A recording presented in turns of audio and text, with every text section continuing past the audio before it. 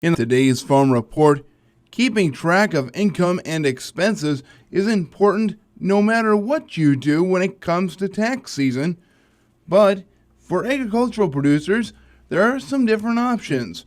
Rod Bain with the U.S. Department of Agriculture has more. Farmers, you probably already know this. While the Internal Revenue Service says for the most part, for tax purposes, business, corporations, industries must use what is known as the accrual accounting system. The accrual tries to match the income and the expenses up more with the reporting years in which they occur. One exception to this is in agriculture, where qualifying farmers can use the cash accounting system for tax purposes. That's according to Paul Geringer of University of Maryland's Agricultural Law Extension. The simplest way to put it is cash accounting is just where income and expenses are recognized when they come in. So if you sell a crop and get income from it, you recognize the income then, and you recognize expenses when you pay for them. Geringer further explains cash accounting with this example. Say you harvest corn this year, but store it for sale next year. So they would not recognize any of that corn crop until they sold it at that point. So it may be sitting in a bin, but it's not on their book theoretically until they sell it. Now, farmers also have the option to use accrual accounting for tax purposes as well, but IRS regulations state which accounting system is used is determined by which one is used in the first income tax return that includes a Schedule F. That's a 1040 form for profit or loss from farming. To change your accounting method for future tax returns, you need IRS approval to do so. Also, certain farm corporations and partnerships and all tax shelters must use accrual accounting. Now, back to cash accounting, which Geringer says can be done using your tool of choice.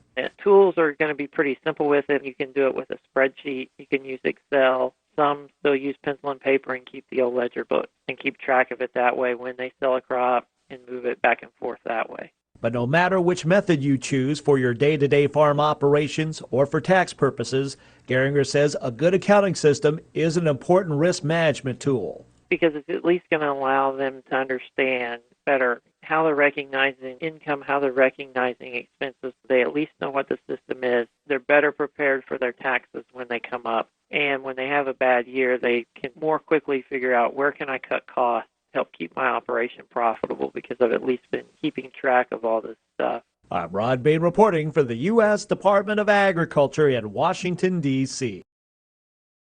U.S. farmers are more and more dependent on exports for more and more of their marketing and their incomes. U.S. farmers have a technical and efficiency advantage over many producers in many other countries, and that should give the U.S. an advantage in export sales. But that's being undermined by the fact that the dollar is so strong, making our products essentially more expensive for customers than the same products from our competitors like Brazil. This from Agriculture Department Chief Economist Rob Johansson. It certainly has taken its toll on the value of U.S. ag exports. Just look back to 2014. I think we're exporting about $151 billion, and this year we're expecting to export around $131 billion. So we've lost about $20 billion over the last 2 years in export value, due primarily to the loss of some of our export markets, but also due to the fact that a lot of the commodities are much less expensive than they were back in 2014. Yes, prices for most U.S. products are down. Not down enough, though, to make up for the factor of the strong U.S. dollar. In Washington, Gary Crawford for the U.S. Department of Agriculture.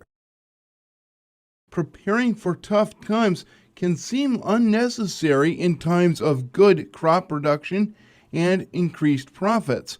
But, as Jim Sulphur with the University of Minnesota Extension Service Office points out, looking back to the not-too-distant past in the 1980s when agriculture had rough times can help us learn how to do better on possible upcoming rough years. As I've mentioned, and anybody that's getting a little older like I am recognizes that the early 1980s was a tough time for agriculture. So recently David Cole wrote a nice article. He's a professor from Virginia Tech, or now he's retired, and was around during that period of time. I think he's probably one of the premier ag economists in the country. But he kind of summarized some lessons that we learned from the 1980s.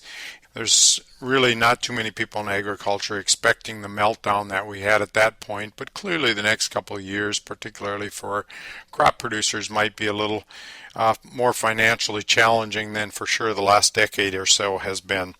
So here are some of his thoughts.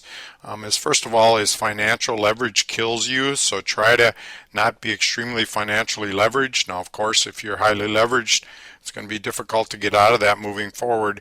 But the farms that got into real financial troubles in the 80s were leveraged. They were more than 50% in debt.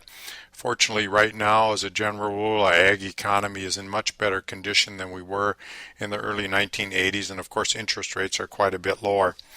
Another comment he made was that high cost of living kind of gets out of control, and that was one of the things we learned in the 1980s, that people tend to dramatically increase their cost of living when times get better, like most of us do. If our income goes up, we tend to spend that.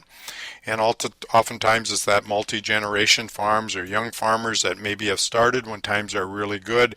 They just think they can really have a fairly high standard of living. And his suggestion, I thought, was excellent. He said maybe what we should do in good times and in bad times is kind of pay yourself a wage, and then maybe a bonus at the end of the year, but try to stick to a certain wage that you say this is what our standard of living is going to be. Not say, well, I guess we got a lot of money in the checkbook, so we can do whatever we want with that money, or we can buy this product X, Y, and Z, even though we normally maybe shouldn't buy it. Remember, good times and bad times don't last. I would suspect within 4 or 5 years, the economy will kind of straighten itself out. We'll be in better times. We all tend to become better managers when times get tough. I think we all tend to get a little bit complacent. When times are good, we have money, we don't have to focus quite as much as maybe we did. And then remember, we can grow too fast. At least his observation in working with some young producers is when times were good, they just went out and they rented a lot of land. Maybe they paid too much for it. I don't see that much because I don't work particularly in that arena, but I think it is important to kind of keep within your structure and grow at a paced rate that makes sense, and make sure you have adequate working capital as you move forward. This has been Jim Salfer with the University of Minnesota Extension in St. Cloud.